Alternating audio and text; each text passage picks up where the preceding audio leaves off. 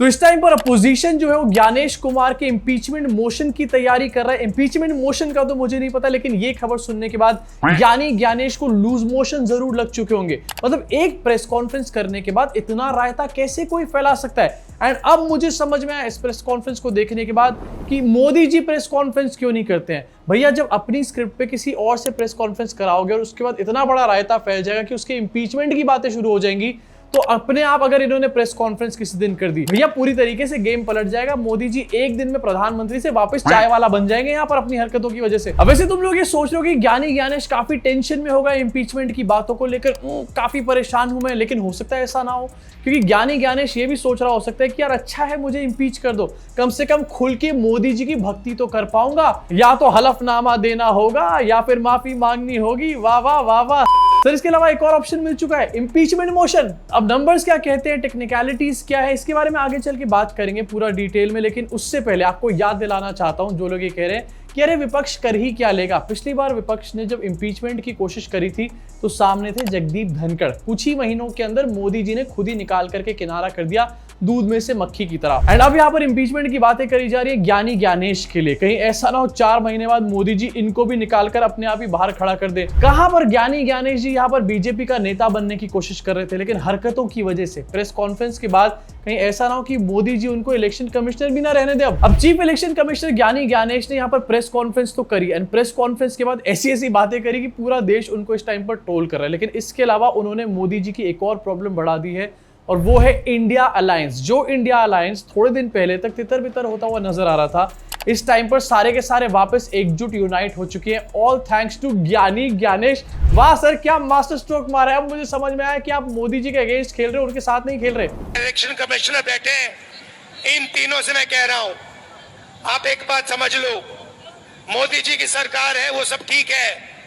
तेजस्वी जी ने कहा आपने बीजेपी की मेंबरशिप ले रखी है, आप बीजेपी के लिए काम कर रहे हो, मगर एक बात समझ लो, एक दिन ऐसा आएगा जब यहाँ पे बिहार में और दिल्ली में इंडिया गठबंधन की सरकार होगी, फिर हम आप तीनों को देखेंगे, कार्रवाई आपके खिलाफ करेंगे। इसी के साथ आपकी स्क्रीन के ऊपर ये बकायदा सब लोगों की मीटिंग चल रही है, यहाँ पर इंडिया अलायंस के सारी पार्टीज हैं। इसके अलावा एक और वीडियो आपकी स्क्रीन के ऊपर इस टाइम पर चल रहा होगा, जहां पर पार्लियामेंट के बाहर सारे अपोजिशन के जो लीडर्स हैं वो खड़े हुए हैं। इसमें आपको टीएमसी के लीडर्स भी दिख जाएंगे, कांग्रेस के, समाजवादी पार्टी के, काफी सारे लीडर्स आपको यहाँ पर नजर आ जाएंगे। एंड सबसे बड़ी चीज, यहाँ पर आम आदमी पार्टी थोड़े दिन पहले कह रही थी कि हम इंडिया अलायंस के साथ नहीं है, लेकिन आम आदमी पार्टी भी यहाँ पर इंडिया अलायंस के साथ वापस आती हुई नजर आ रही है। संजय सिंह ने बकायदा प्रेस कॉन्फ्रेंस करी है एंड ज्ञानेश को कॉल आउट करने का काम किया। इनफैक्ट ये भी उन्होंने कहा कि या तो वो खुद बेवकूफ है, या फिर वो बेवकूफ बनने की एक्टिंग कर रहे हैं, या फिर वो बाकी जनता को बेवकूफ समझते हैं। He is making such illogical statements that we are astonished. He did not answer even a single question that was asked to him from 25th June to 25th July. He deleted 65 lakh voters in SIR but did not add a single vote in Bihar.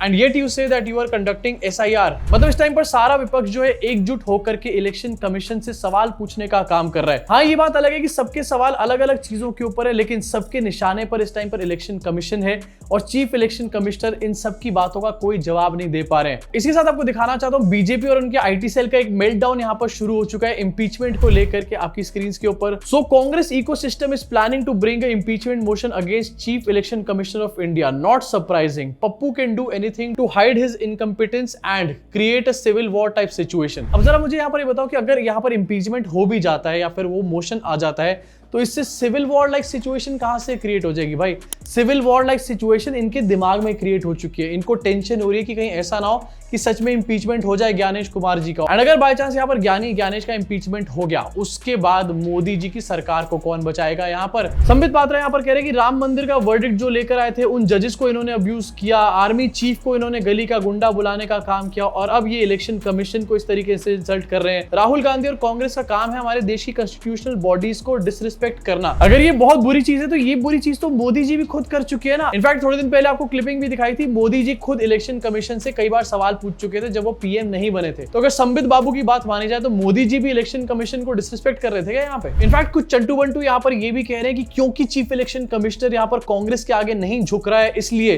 Congress उनकी impeachment की बातें यहाँ पर कर रही है। इसका मतलब क्या होता है? अगर कांग्रेस के आगे नहीं झुक रहा चीफ इलेक्शन कमिश्नर तो किसके आगे झुक रहा है? बीजेपी के आगे झुक रहा है। अगर बीजेपी के आगे भी झुक रहा है तो इसका मतलब चीफ इलेक्शन कमिश्नर और इलेक्शन कमीशन अपना काम सही तरीके से नहीं कर रहे हैं। चीफ इलेक्शन कमिश्नर के ऊपर ऐसे में बीजेपी को खुद यहाँ पर इंपीचमेंट मोशन लाना चाहिए। अब जरा बात करना चाहता हूं एक बार नंबर्स के बारे में। देखो ये कोई एनडीए 2.0 नहीं है, ये है एनडीए 3 और यहाँ पर वैसे ही एनडीए के पास बहुत ग्रेट कोई नंबर्स नहीं है। ये सरकार इस टाइम पर नीतीश कुमार और चंद्रबाबू नायडू की बदौलत ही चल रही है। मोदी जी अपने बलबूते पे खुद इस बार यहाँ पर बहुमत का आंकड़ा भी नहीं पा पाए थे। अब ये जो इंपीचमेंट मोशन होता है चीफ इलेक्शन कमिश्नर का, ये ठीक जजेस के रिमूवल का यानी कि उनके इंपीचमेंट मोशन की तरह ही होता है। यहाँ पर एक स्पेशल मेजोरिटी चाहिए होती है दोनों ही हाउसेस में, लोकसभा और राज्यसभा में 2/3 सपोर्ट चाहिए होती है यहाँ पर इस इंपीचमेंट मोशन को लेकर के आने के लिए। अब अगर लोकसभा की बात करें तो एनडीए के पास इस टाइम पर 293 सीट्स हैं। अगर इसमें से चंद्रबाबू नायडू साइड हो जाए, नीतीश कुमार साइड हो जाए तो ये नंबर 272 के भी नीचे यहाँ पर आ जाएगा। उसके बाद कर लेना यहाँ पर अपना मेल्टडाउन बैठ करके। एंड राज्यसभा की अगर यहाँ पर बात करी जाए तो 245 सीट्स है, यहाँ पर भी 2/3 मेजोरिटी चाहिए, लेकिन किसी भी पार्टी के पास ये 2/3 मेजोरिटी नहीं है। बीजेपी के पास सबसे ज्यादा नंबर्स हैं लेकिन मेजोरिटी किसी भी ग्रुप के पास यहाँ पर नहीं है। तो यहाँ पर भी कुछ भी कभी भी हो सकता है। एंड जैसे मैंने बताया कि पिछली बार धनखड़ जी की इंपीचमेंट की बातें चल रही थी एंड उसके बाद मोदी जी ने धनखड़ को साइडलाइन कर दिया। अब कहीं ऐसा ना हो कि ज्ञानेश कुमार को भी मोदी जी खुद ही साइडलाइन करने का काम करें। मोदी जी का ट्रैक रिकॉर्ड रहा है कि कोई भी बंदा जो बदनाम हो जाता है उसको वो कम से कम अपनी पॉलिटिक्स में तो लेकर नहीं आते। तो ज्ञानेश कुमार जब इतनी बदनामी के लेवल पर पहुंच चुके हैं, एक बात पूरी तरीके से पक्की है कि इनको बीजेपी में जगह नहीं मिलने वाली इसके बाद। इसका मतलब अब इनको जो भी करना है अपना यहीं पर रह के करना है। अब देखो बहुत सारे लोग हैं जो इस मैटर के ऊपर चुप बैठ रहे थे, लेकिन मेरे हिसाब से ये बहुत इंपॉर्टेंट मैटर है। और हमारे देश का चीफ इलेक्शन कमिश्नर ये कोई ऐसा वैसा आईएएस अधिकारी नहीं होता। एक इलेक्शन कमिश्नर को उसकी सर्विस के, उसके रिटायर होने के कई साल बाद तक यहाँ पर याद रखा जाता है। जैसे कि अशोक लवासा आपको अच्छे तरीके से याद होंगे, 2019 के इलेक्शन जब चल रहे थे उस टाइम पर मोदी जी के ऊपर एक मैटर था मॉडल कोड ऑफ कंडक्ट का, और वहां पर अशोक लवासा ने मोदी जी को अपोज करने का काम किया था। एंड इसके लिए अभी तक उनको यहाँ पर याद किया जाता है। And same goes for TN Seshan, इनको अभी तक भी याद किया जाता है इलेक्शन सिस्टम को क्लीन अप करने के लिए। लेकिन यहाँ पर जो जैसी हरकतें करेगा उसको उसी के लिए याद किया जाएगा। अगर ज्ञानी ज्ञानेश उल्टी सीधी हरकतें करेंगे, डेमोक्रेसी को मारने की कोशिश करेंगे, तो उनको उस चीज के लिए कई सालों तक याद किया जाएगा। ये बात ज्ञानी ज्ञानेश को एटलीस्ट पता होनी चाहिए। He is not just another अधिकारी, ये चीफ इलेक्शन कमिश्नर है हमारे देश के, और इस टाइम पर इलेक्शंस को बचाना इनके हाथों में है। अब अगर चीफ इलेक्शन कमिश्नर की इंपीचमेंट की बात करी जाए तो आज तक ऐसा कभी भी नहीं हुआ है। और जो सिचुएशन देखने को मिल रही है, एनडीए के पास कोई बहुत ग्रेट नंबर्स है ही नहीं, बिल्कुल स्लाइट विक्ट्री उनके पास थी। इसके अलावा पहले भी हम देख चुके हैं कि इंपीचमेंट की बात यहाँ पर हो चुकी है, जैसे मैंने धनखड़ के बारे में बताया। तो अगर ऐसे में इनका इंपीचमेंट यहाँ पर हो जाता है तो ये पहले ऐसे चीफ इलेक्शन कमिश्नर होंगे इंडिया के इतिहास में जिनका सीट पे बैठे हुए इंपीचमेंट हो जाएगा, याद किया जाएगा हमेशा के लिए इनको।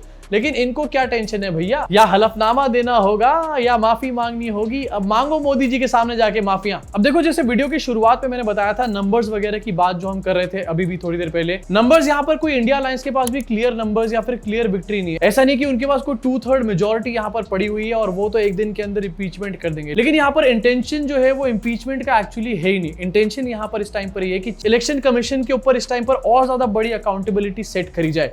इतने बड़े बड़े प्रूफ दिखाए गए, उसके बावजूद भी अगर इलेक्शन कमीशन ऐसी बेवकूफी भरी बातें करता है, इस तरीके की भाषणबाजियां करता है, तो मुझे लगता है कि इनके ऊपर पब्लिक प्रेशर बनना जरूरी है। और यहाँ पर वही चीज करने की कोशिश करी जा रही है। लेकिन इस पूरी कोशिश में इंडिया अलायंस की यूनिटी जो है वो क्लियरली हमारे को यहाँ पर नजर आ रही है। अब ज्ञानी ज्ञानेश इंपीच हो या ना हो ये तो एक अलग बात है, लेकिन इंडिया अलायंस यहाँ पर बिहार इलेक्शन से पहले फिर से एक बार यूनाइट हो चुका है। यही मोदी जी के लिए इटसेल्फ एक बहुत बड़ी टेंशन है। अब आपका इसके बारे में क्या सोचना है नीचे कमेंट सेक्शन में अपनी भड़ास को जरूर निकालना। और साथ ही आपको क्या लगता है कि क्या चाचा इंपीच हो पाएंगे या फिर नहीं हो पाएंगे, इसके बारे में भी नीचे जरूर बताना। मैं आपसे मुलाकात करूंगा इस चैनल के अगले वीडियो में।